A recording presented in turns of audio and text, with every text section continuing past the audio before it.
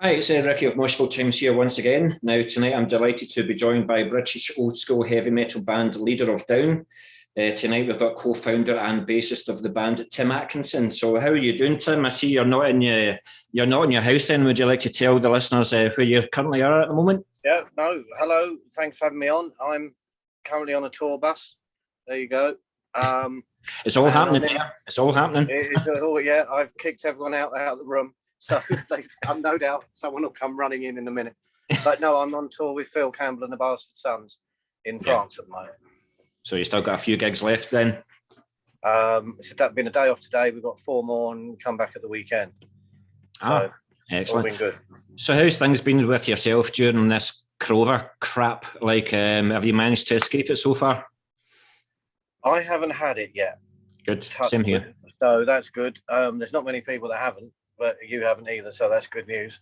Yeah. So you know, we'll just have to see what happens. But I've been fine. Obviously, a lot of people haven't. So yeah, it's funny out here in France. There's still a lot of mask wearing going on and lots of things, and different areas are worse than others. Obviously, as it is over the whole world. So yeah, hopefully it's back to normal soon.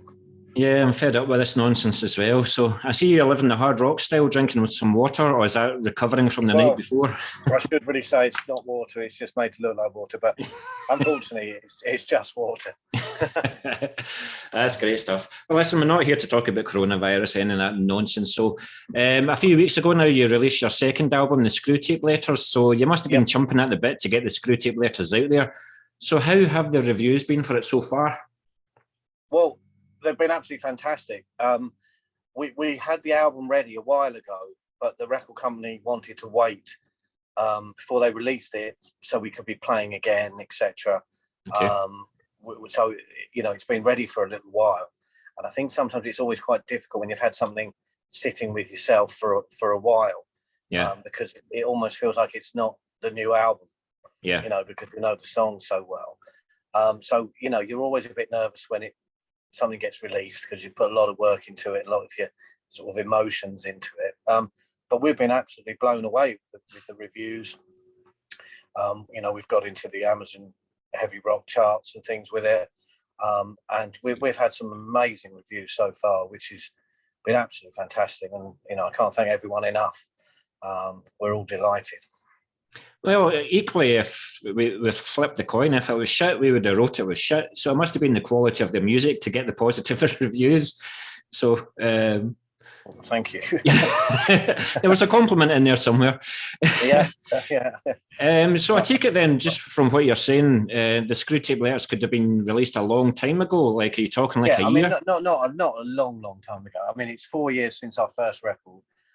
We were ready. We could have had this out a year ago, quite easily. But what also happened as well, as you probably know, with all the coronavirus stuff, everything's been delayed in manufacturing. So vinyl pressing plants have been backed up beyond belief. There's been shortage of certain, the materials they use to make the vinyl.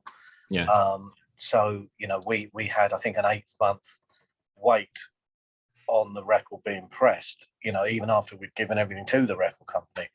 So, normally things don't take that amount of time. So, again, we said we're not going to talk about coronavirus, but everything goes back to that really with this record in terms of delays, etc. But, that's all ancient history now, hopefully, and it's out and we're sort of back playing again and looking forward to hearing everyone's reactions and hope they go, hip hip hooray when we finish one of the new ones. Well, also been in the band then, I take it, because it could have been released some time ago, a band never stops writing. Have you already got like ideas for 1 or 2 songs already? Oh yeah. I mean, the way when the band originally started, it was literally just me and Wurzel at the very, very beginning. And we used to meet up at least once a week for the best part of the day and just sit in the studio writing things, and we'd record them in a very basic way on like a cassette player, just something like that. And we probably had, I'd say, 50 or 60 sort of germs of ideas or riffs for songs or bits for songs that we'd we'd got together. Yeah. So some of the stuff has come as a development of those ideas. Other things was completely new. And I think really what I tend to do with sort of songwriting, I quite like if I've got a good idea for a title. Yeah. Because then that gets my mind whirring, and I start thinking of different things. So I often have a little notebook or on my phone or whatever. If I see something I quite like, I write it down, just to give me a little sort of place reference point. I can go back to, I like that. And then, of course, as you say, you're always coming up with little ideas and bits and pieces. And you just got to try and remember them. So I try to record as many different bits or things, because when you actually then come down to the bit where you've got to do a new album, it's much better for me anyway. I know other people work differently, but to have things to reference and go back to, that was a good little idea I had there, or someone else had, and then we can start working on it, rather than thinking, crap, we've got 6 weeks to write this, we haven't got anything. So is the emphasis now more on writing brand new material, but also have the homage to Wurzel, of course, and still use some of the riffs that you were talking about earlier, like the 50 or 60? Yeah, I mean, we've got no more recorded stuff with Wurzel, apart from things I've got on a little cassette player, which are just little ideas. They'll never see the light of day as a recording. It will always be the band that we form together. So we'll always dedicate every album to him. But of course, with Wurzel's sad passing, he's not here anymore, so we have to move forward. Yeah. But I always, it's funny really, when we're writing or recording, I'll often step outside the studio and I sort of look up to the skies and think, would you like this, mate? What do you think? Because I still feel he's here in some way. So I always wanted to keep the sort of flavour and the essence of the band as much as what we both discussed when we actually formed it, how we wanted it to try and sound. Yeah. We didn't want to be a Motorhead tribute band, and we didn't want a vocalist that sounded like Lemmy, but we wanted elements of certain things from Motorhead within what we do, but obviously very much in our own style. So that's what I've really tried to keep going with everything we do. And there'll always be the legacy. There'll always be. But for those that are new to the band, then, how would you say the Screwtape Letters lies in terms of influences? Well, we know the influences in sound, but compared to that of Cascade into Chaos, and do you think you found the sound that you've been looking for with the Screwtape Letters? It's difficult. A lot of people ask me that. It's quite difficult to answer. I mean, the difference between the two records is that the new record, the Screwtape Letters, was all recorded in the same place at the same time, over the same time period. Yeah. Whereas Cascade into Chaos was recorded probably in sort of 7 or 8 studios around the world, with some parts recorded in America and on the same song, some parts recorded here in England. And it means, I think, that the new record is probably, so we say, slightly more consistent with the sound. Okay. Because we recorded it all at the same time. Yeah. I'm very happy with it. At the end of the day, I'm very, very happy with it. And we've started to get more maybe this sort of rock and roll sound that me and Wurzel felt the direction was going to go with the record. Yeah. With the band, sorry. Yeah. So yeah, in a way, potentially, but there's still lots of similarities with the first record. But again, for example, on a song like Children of Disease on the first album, Whitfield Crane wrote the vocal melody and the lyrics. Absolutely brilliant. I love the song, but it's possibly quite different to what I may have done. So with this new record, it's been more of Leader of Down themselves, involved with everything. So with, like I said, the whole sound has probably become more consistent. That's probably the best word, really. That was a waffling long answer, wasn't it? Sorry about that. No, you kind of touched on my next question as well. Like, with the recording of the Screwtape Letters, will there be anything that you'll do differently with your next release? And what would you say that you learned most from this recording in your second album?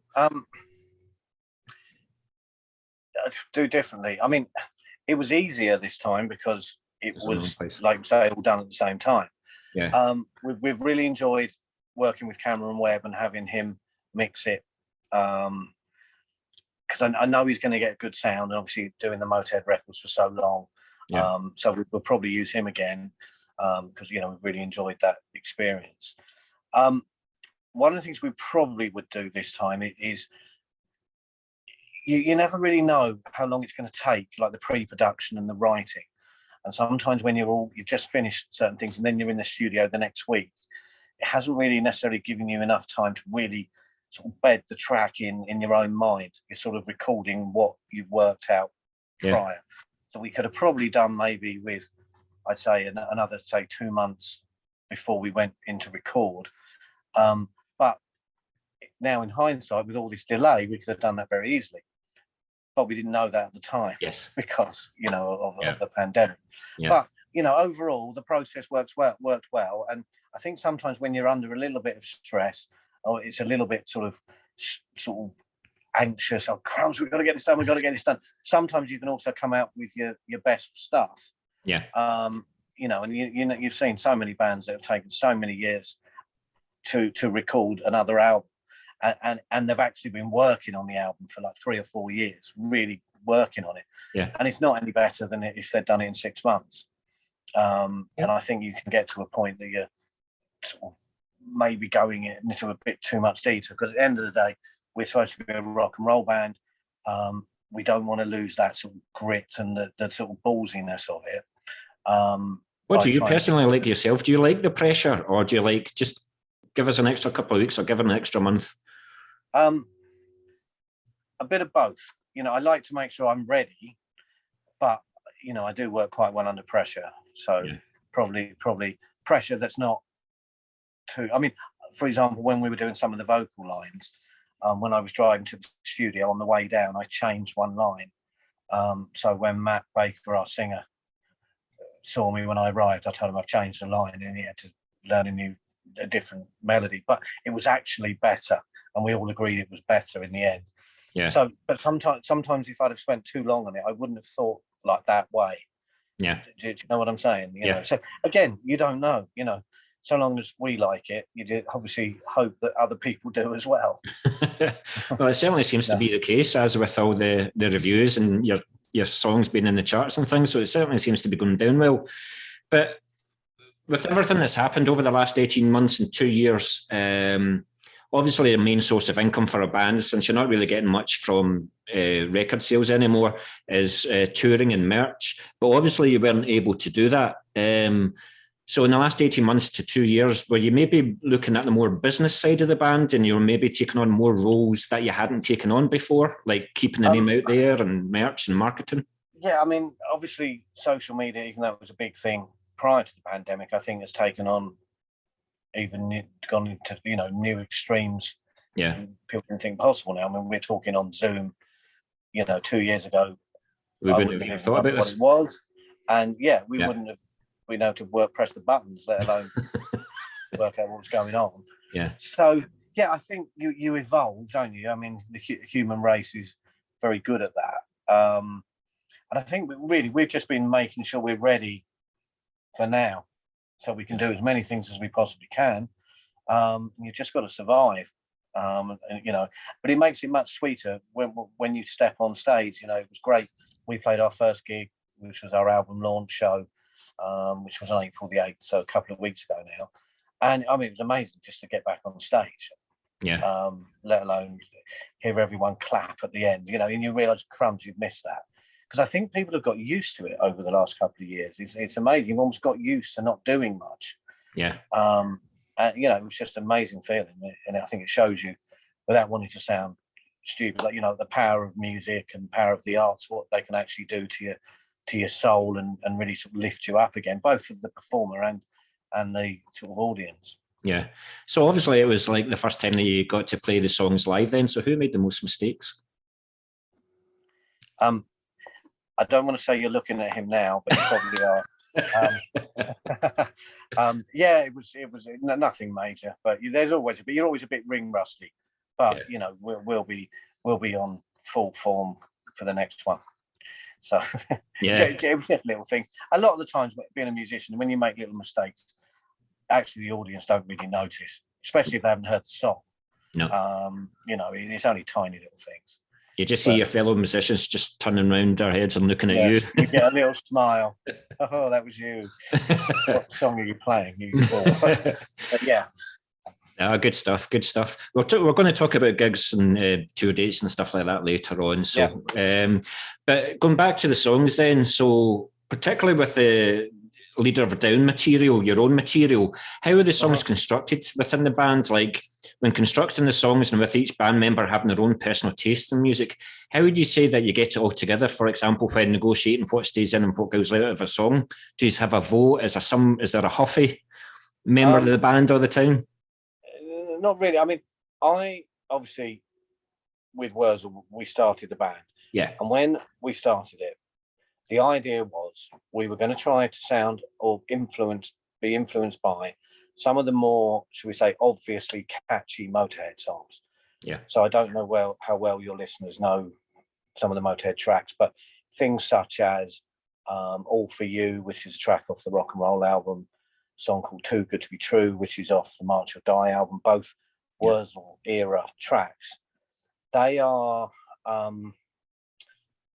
lively songs, but they're very catchy. Yeah. We wanted to sound a little bit like that, but without a sort of Lemmy impersonator vocal. That was what we were trying to achieve. So that was the goal.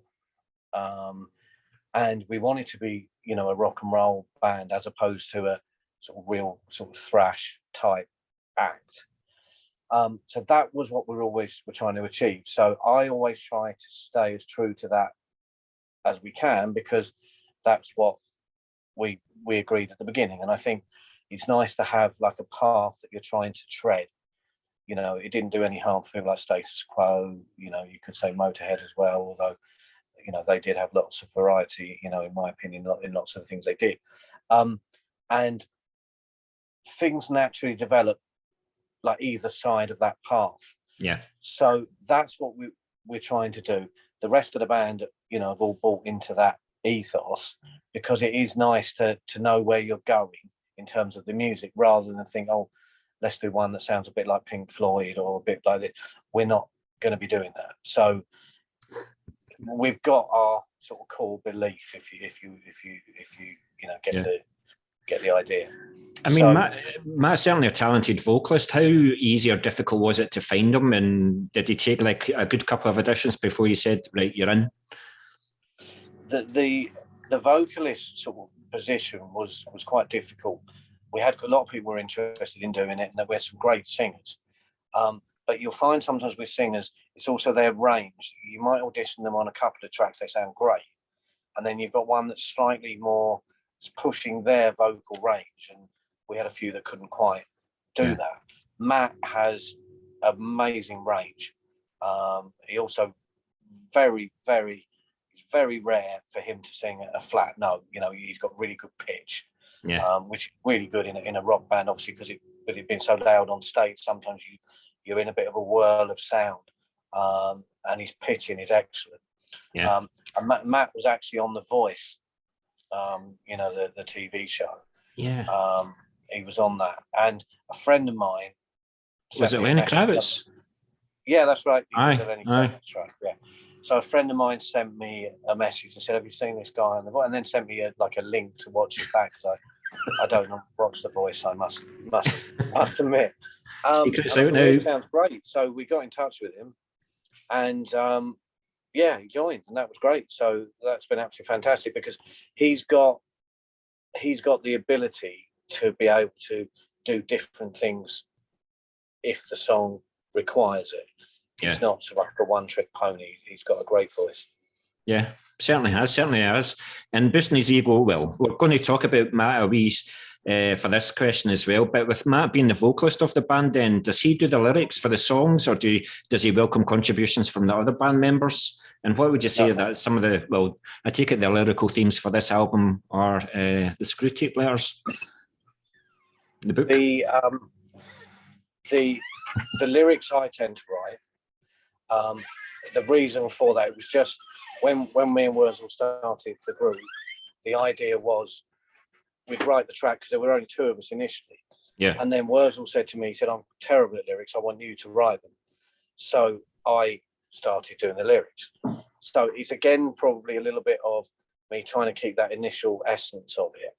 So a lot of the lyrics are, I quite like sort of wordplay and different things. So you're not necessarily sure what the song's about, or you can take your own interpretation from it. So it's been a little bit like that so far. That's you know how it's operated. So some of the themes, and I'm quite interested in sort of having a title that gets you thinking, not just something called like "Come On, Let's Go" or something like that. Not there's anything wrong with that, but you know what that means immediately. Yeah. So when we've got songs like "Serial Killjoy," "Whiskey Preacher," you know that sort of thing, they're slightly say unusual, but you're thinking, oh, that's intriguing. Well, I hope people think, oh, that's intriguing. You never know. Well, it's certainly that's the idea. Lyrics are certainly like an art form, because you're probably asking all the other members of the band and they wouldn't be able to do it. So was that something that you had done in a previous band, perhaps, or like the lyrics, or was this all brand new to you as well? So no, I've always done bits and pieces like that. I've always been interested in sort of English literature and you know, writing stuff. So yeah, I've always done bits and pieces. Yeah. But I think probably because I've been a Motorhead fan since I was 9 years old, I think some of my lyric writing is possibly influenced a bit by Lemmy in some of the things, not necessarily things he wrote about, but some of the things he did. So he did a lot of sort of wordplay. There's a lot of sort of lines you think, what's he talking about? And then, you know, you can make sense of it as you read on. Yeah. Rather than singing about sort of dragons and kings and demons. Obviously, not that anything wrong with that, but it's just not really me. And I think that also keeps a bit of an essence of what Wurzel was about. Yeah. Because we used to have such a good time. We had such fun. And Wurzel was very into, you know, all the Monty Python stuff, you know, Derek and Clive, and, you know, all that sort of humour as well. Yeah. And very intelligent man, Wurzel was. And then there was lots of little private jokes, and sometimes, you know, in the lyrics, you know, you try and put a little private thing that might have been just between me and Wurzel, or between me and a couple of other people. It's that sort of thing, really. Yeah, definitely sadly missed. But when you're also writing the lyrics, then you're also picturing in your head how you want Matt to sing those particular lines. Is it sometimes tricky to convey the message to him how you want them to be? Well, what normally happens is I'm singing in some strange falsetto strangled cat voice to Matt, and when he's picked himself up from the floor and stopped laughing, we then try and work on how it's supposed to be. So I will have a melody, and again, quite often, you know, the lyrics will come after you've worked out some sort of melody, because certain things sort of track better within a song. And then we'll go from there. And of course, because Matt's a great singer, he can add little bits onto it that I didn't necessarily think of, or he can bring it to life. And then I can say, or we can say, try that bit. That sounds better, what you were doing there, you know, and then it gets a life of its own, really. Yeah. Are you also the type of guy that would send the guys a riff at 4 o'clock in the morning saying, this is the best riff I've written, by the way? I tend to, I've got a good friend called Clive Edwards, who I've written songs with for years and years. I'll phone him in the middle of the night. It used to be Wurzel I'd phone him in the middle of the night, and he'd do the same to me. He was always up anyway, wasn't he? Oh, always. So we had great talks at 3 a.m, 4 a.m. But my friend Clive, I'll often run things past him. He's a very honest guy, so he'll say that's absolutely stupid, or you know what, you know, because sometimes you've got this tune and you're thinking, and then you suddenly realise you've just written down the melody line for a song that's already been out. Yeah. You know, I remember Wurzel telling me when he was in Motorhead, he'd come up with this great riff, and then when he brought it to the rest of the band, they all told him, Wurzel, that's great, but it's breaking the law by Judas Priest. So he said, you know, so you're very, you know, you are concerned that you might have done that by accident, especially if you think it sounds really good. Yeah. So we get there, and I think everyone's got a different process. So long as it works out all right in the end. That's exactly it. For you, isn't it? So talking about the songs, like, are you guys scattered all over the place? Like, how often can you get together and rehearse and get to the studio and practice? We don't all live, you know, in the same village. It's not like that. Aye. So we're all over the country. Daniel, our drummer, is from Switzerland. He lives in the UK now, but he's originally Swiss Italian. Yeah. So what we'll tend to do is when we need to do stuff, we will have a block of rehearsals. You know, we'll have like a week, day after day rehearsing. We'll do it like that rather than every Saturday morning like a sort of sixth form band. We'll rehearse to what we need to do. It must be like after not seeing the guys for a good length of time, you're like, who are you again? What instrument is it you play? But I think that's, I mean, we're always in touch, you know, we're always, and then of course, sometimes when you're on tour for a long period of time, it's quite nice to have a bit of a separation. We all get on famously, but it's quite nice to have a break because then you've got more to say and more to give when you're back together again. Yeah, cool. Thanks for that. Who are you for time? I've only got like a few questions left. Are you okay with this? Fine, mate. Yep, excellent. So within the last month, then you've released Hitman and Cat's Eye Night. Can I just say that's my favourite video? It's got the hint of Priest in there, I think. Oh, Cat's Eye Night. Oh, yeah, cool. But will these be the final videos to conclude the visual side of the album, or are you going to release another video maybe in a couple of months? We've got 3 more to come. 3? Right. 3 more to come. There'll be 1 in May, 1 in June, and 1 in July. So do you actually like the whole video process? I suppose you do, because it means that you're getting the band together again. And I mean, we've already filmed the videos, and again, you were talking about what we were doing in lockdown. These are the sort of things that we could do. Yeah, you know, get together and do the videos and lots of other little interview clips and other little adverts and all that sort of stuff. Yeah. So yeah, we've already recorded 3 more videos. And again, it's good because it gives you more social media presence. There's more things for people to see. You know, whilst we're booking up live gigs and other bits and pieces. I mean, I had an interview with a band from Essex, and they had actually released 3 videos, but they actually released the 3 videos before the album was released, and they're not doing it any songs after. And I was thinking, is that the right way to do it? Like you say, it keeps the name out there after the release, you know? I think it's difficult. I mean, I think you can sit down with someone, they can argue a point either way, but the idea we thought, and our PR people thought, that this would keep the promotion almost for the record going on for several more months, as opposed to just push, and then it's gone. Yeah, things disappear very quickly now in this sort of modern world, you know, and we've got more visual stuff to come over the next few months. That's exactly it. So I think you talked about another gig you've got in May, but have you guys got big plans for gigs this year to promote the Screwtape Letters album? I mean, and any plans further afield? It's been a bit difficult this year because if you look at like some of the festivals, for example, some of them haven't happened since 2019. This is the first year they're going to happen. So of course the lineups are already booked in.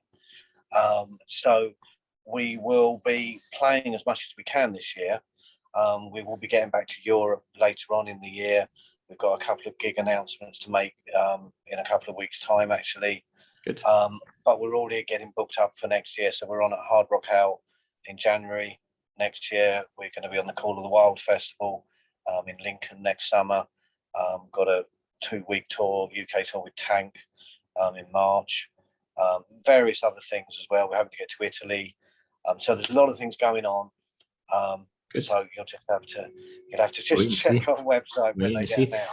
But of course, a UK tour involves Scotland, doesn't it? It normally does, yes. Good. Not for every band, but yes, I'm fed up. I like Halloween, for example. A few years ago, they included a UK tour date, and it was bloody London. I went, oh, thanks very much. Oh, really?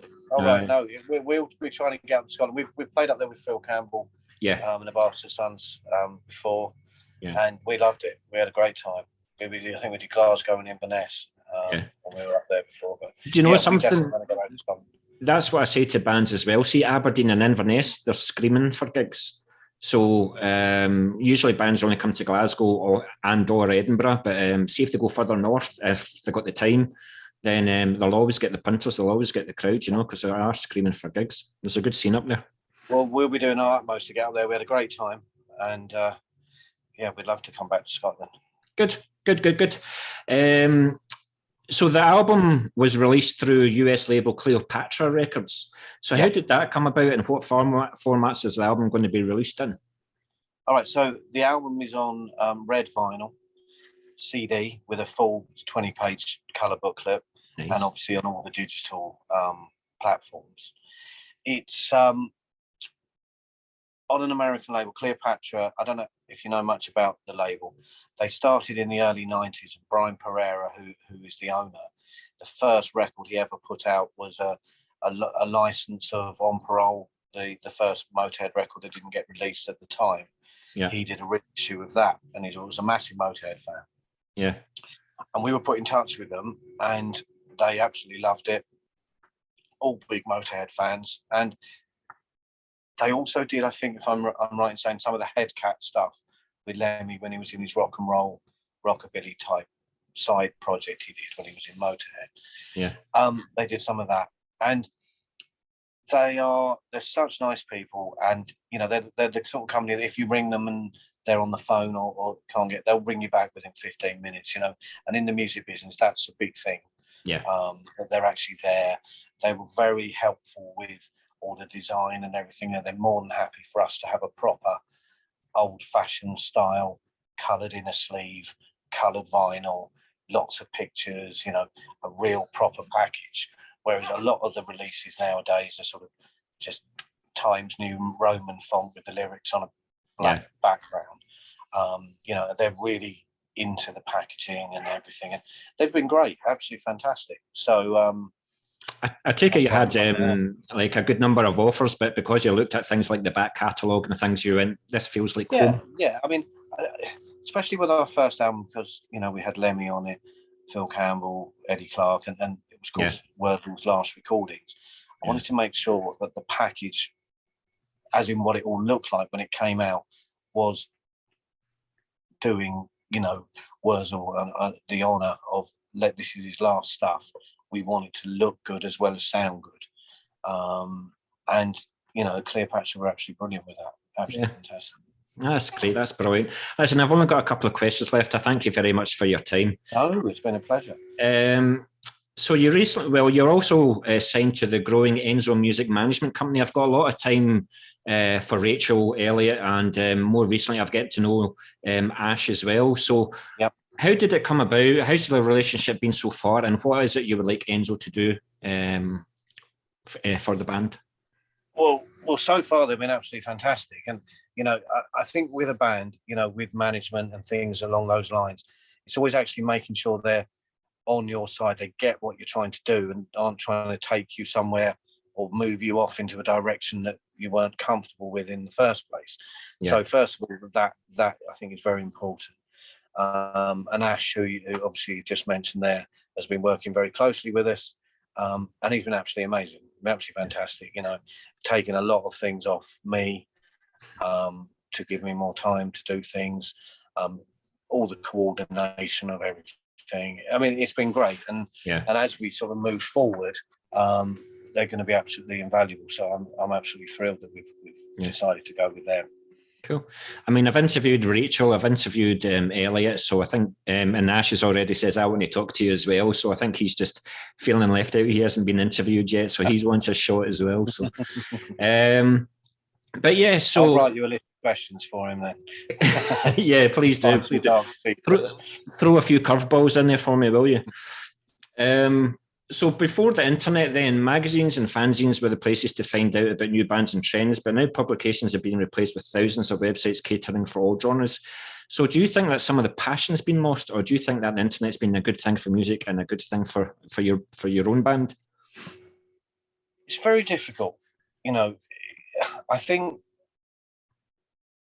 you can say yes to both questions there, really. I mean, it was always great going to pick up Kerrang or whatever when there were only a few magazines, but of course it meant that the only bands you'd really heard of, unless they were sort of local bands you were watching, were the ones that managed to get in the magazines. And of course now people can hear a lot more, but then the question really is that saturating the airwaves sort of thing, with everybody's band that you can ever imagine, because of course any old band can put something on Spotify or whatever. So I don't know. It's quite difficult. I mean, I think it's good, all the things you can now do. Yeah. But then, of course, the problem is everyone else can do it as well. Yeah. So you've got to weed through lots of stuff till you actually find what you need. And then obviously all these podcasts and, you know, all the great things like that are really good, because you can go out to a much bigger audience without having to get an exclusive interview in Kerrang. But luckily on this record, we've had some great interviews in some of the more, you know, the old-fashioned written press, classic rock, Metal Hammer, both here and in Germany, and stuff in America, in the written magazines. Yeah. So I think if you can manage as a group to get in all sort of mediums of the media, then that's when you're starting to make a bit of traction as a group. I think you're right. Like, you obviously remember the tape trading days where you'd see like articles in Kerrang, and it's like you'd send a £1 note away to like an address, and a few days later you get a cassette and you'll listen to it and you're like, don't know if I like it. But because you've invested in it, you would listen to it again, and then make up your mind. Whereas now you say like Spotify, you can go on it in 10 seconds, oh no, that band's shit, and you instantly dismiss the whole band because you know that there's another million bands out there doing it. Well, yeah. But yeah, it's definitely like a double-edged sword. There was nothing like going into like 23rd Precinct up here and asking for a record to be played and listening to it and they say, yep, I'll buy the album. You know, it was still got my tapes and stuff like that, you know, but it's great to see that they're making a comeback as well. There's, all right, you may only get one. A lot of people getting cassette tapes and stuff. It's good stuff as well now. So, yeah, you know, I mean, I just hope, you know, all the bands, you know, hopefully we continue to grow as well, obviously, but you just want people to invest the time in trying to find bands they like, as opposed to just putting on a playlist and not even checking who the band they're listening to is, which I know a lot of people do as well. They might never hear the song again. They can't remember who it was that played it, you know. I mean, it's absolutely crazy. Like a couple of years ago, I would have done this through an email interview. I would have just emailed you a number of questions. But life coach through COVID in my 6th session was like overcoming fear. And I just went, what have I got to lose? Now YouTube channel and all the rest of it. And now, as you can see behind me, I do the radio station as well. So that's something I was going to say. I'll get Ash to send us a song, obviously with your permission.